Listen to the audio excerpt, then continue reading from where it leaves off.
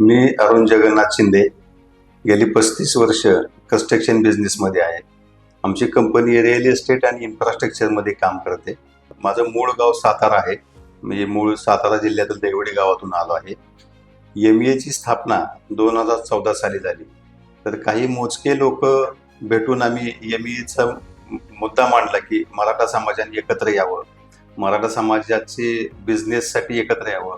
का जो समाज बिझनेससाठी मागे समजला जातो त्यासाठी आम्ही सगळे तेजराज पाटील साहेबांच्या ऑफिसमध्ये आम्ही बसून मीटिंग करायचो तिथे. आणि मग त्याच्यातून एम-ई-एची संकल्पना पुढे आली. मग त्या संस्थेचं नाव काय ठेवायचं. आणि मग मी 2014 पासून एम-ई मध्ये सहभाग आहे. आणि आत्ताच नुकतं होत असलेलं एम-ई-एचं जे इंटरनॅशनल एक्सपो आहे ऍग्रिकल्चर कॉलेज ग्राउंडवर 27-28 फेब्रुवारी आणि 1 मार्च रोजी आहे. तर त्याचं माझं आव्हान आहे सगळ्यांना की आपण सगळ्यांनी या एक्सपो मध्ये सहभागी व्हावं.